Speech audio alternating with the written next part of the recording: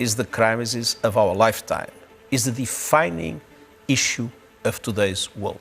The report shows that where we are with current policies is tracking toward a much warmer world than what we are aiming for in the international and global community. Houses are being moved and rebuilt. New barriers installed to stop more avalanches. I know what you're thinking. You feel hopeless, powerless, and even anxious. You feel like the future is so dark and gloomy and doomed. You hate the government, you hate the system, you just feel like there's nothing that you can do. And it's partially true that in order for us to revert and solve this climate crisis, we need a whole rehaul and an overhaul of our system. The government needs to roll out policy revamp. We need all countries to work together. We need more corporates to be responsible in reducing their footprint.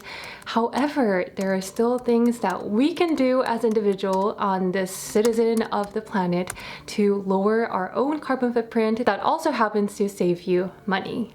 One thing we can do is to cut down on our own food waste, because you know what? When we waste food, we also waste all the energy and water that it takes to grow, harvest, transport, and package it. And if the food goes to landfill and rots, it produces methane, a greenhouse gas that's even more potent than carbon dioxide. And about 6 to 8% of all human-caused greenhouse gas emissions could be reduced if we stopped wasting food. In the US alone, the production of lost or wasted food generates the equivalent of 32.6 million cars worth of greenhouse gas emissions, and that is mind-blowing. And EPA data shows that food waste is the single most common material landfilled and incinerated in the United States. So let's order only what we can finish and buy only what we need at the grocery store. And when eating, let's definitely be conscious of the food waste that gets left behind. It not only saves your dollars, but also reduces the methane emissions from landfills significantly. Speaking of food waste, there's actually one habit that I would highly recommend everyone to pick up that actually adds value to the environment, which is composting. One thing that really surprised me when I moved to New York City from Korea is that you really do need to go out of your way to compost your food. But composting my food and taking it out to a local community garden every single week has become my favorite activities. And there are so many benefits to composting. First, it reduces the waste stream. Second, it cuts down on the methane emissions from landfills. Again, food waste is one of the biggest contributors to greenhouse gas emissions, and sadly, because our solid waste infrastructure was designed around landfilling, only about 6% of food waste actually gets composted. Third benefit is it improves soil health and lessens erosion. Compost has primary nutrients that are essential to garden crops. Instead of relying on synthetic fertilizers, composting offers an organic alternative. And research has shown the capability of compost to increase soil's water retention capacity, productivity, and resiliency, which sounds all amazing. Last but not least, it conserves water. Agriculture is a major consumer of water use of the United States, accounting for approximately 80% of nation's water use. And research has shown that water retaining capacities of the soil increase with the addition of organic matter. In fact, each 1% increase of organic matter can help the soil retain water of 20,000 gallons more per acre. And that is a significant amount. More compost, more healthy soil, and more water saved. Habit number 3, unplugging your electronics when you're not using them. Did you know that appliances can still use energy even when they're turned off but still plugged? And this is called standby power. Standby power actually accounts to 5 to 10% of residential energy use according to US Department of Energy. So unplugging devices can not only save the electricity used and the energy, but also your utility bills. One study found that reducing the load from always on devices would save consumers a total of $8 billion annually and avoid using 64 billion kilowatt hours of electricity per year. Okay, the next habit is washing your clothes in a cold water setting. Did you know that washing your clothes in cold water not only saves the electricity bill, but also is less impactful to the environment? According to some estimates, between 75 to 90% of the electricity that you use to wash your clothes actually goes towards heating the water that goes into each load. That was a lot to learn, meaning that you could cut down your electricity usage up to 75% for each load just by switching to cold water.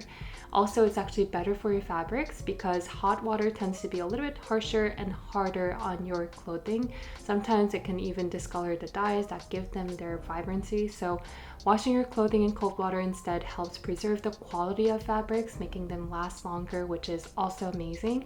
And a lot of the conventional laundry detergents out there, they do not require hot water to work, so please do not worry. Habit number 5, hang drying your clothes instead of using a dryer. I know how tempting it is to use a drying machine because I was once a religious user of a dryer because, I mean, let's admit it, it's convenient, it makes your life so much easier, but air drying clothes can reduce the average household's carbon footprint by about 2,400 pounds per year. I mean, it saves the electricity bill as well. It also means that it eliminates the risk of house fires because according to a report, dryer vents can become clogged with lint, fabric, and all that, causing about 3,000 house fires every year. And tossing and tumbling in a dryer can cause some wear and strain on clothing fabric, and excessively high heat in the dryer can ruin some fabrics and can cause irreversible damage. And also the UV rays of sunlight can help to bleach and disinfect the laundry as well. Next is the most obvious one. I just want to make sure that you're turning off your water when you're brushing your teeth or cleansing your skin. The average American wastes up to 900 cups of water every week from leaving the water running while they brush their teeth, which is a guilty action that 42% of people admitted to doing, according to a survey conducted by Red Fuse Communications. Each time someone leaves the water running while they brush, 4 gallons of water weighing an astonishing 8.34 pounds goes down the drain. And think of it this way, a family of 4 who diligently turns off their faucet every time they brush will save 11,000 gallons a year, which is more than a month of average water use. So that's a lot, and most of us are lucky to have easy access to clean water, but water scarcity is a real thing and water is not an infinite resource to us, unfortunately. So let's be a little bit more mindful when washing the dishes, brushing our teeth, and using the shower. Last but not least, learning how to recycle. So you can recycle mixed paper, cardboard, metal, rigid plastic, glass, cartons. That's all you can recycle here in my county. So I'm gonna do that.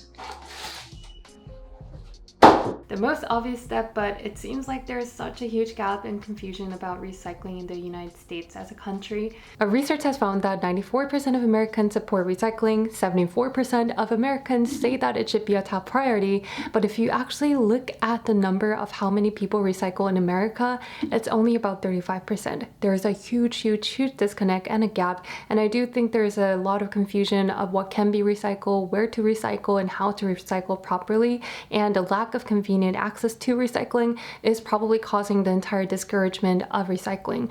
But why should we recycle in the first place? Recycling can keep 44% of the trash out of landfill, and it gives the material another life, which is the whole point of recycling and adding to that circular economy. In the United States, each county has different guidelines for curbside recycling, so I highly encourage you to check out howtorecycle.info to see what is accepted in your curbside recycling in your area. When you're recycling anything, you gotta rinse it off so it's clear. And it's a good practice to wash and rinse each item before recycling, otherwise it can contaminate the entire bin. Now, if you're wondering how to recycle your beauty empties, I got you covered. I made a whole dedicated video on it, so please click here. Living a more sustainable lifestyle doesn't mean that you need to live this unrealistic zero waste lifestyle. It's not about perfection, but it's more about more people doing things imperfectly together. I think that's when true change can happen gradually. I hope this video was helpful, you guys. Let me know if you have watched till the very end of the video by leaving a palm tree emoji down below in the comments. And also, if you do have any sustainable habits and life hacks to share, definitely share that down below in the comments. I hope you have a fantastic day. I'll talk to you guys later. Bye! Outro take 1. Living a more sustainable lifestyle doesn't have to be... yeah. Living a more sustainable lifestyle... Yes! Yes! Let's go! Outro take 2 or 3. And more collectively. Sustainable, unrealistic.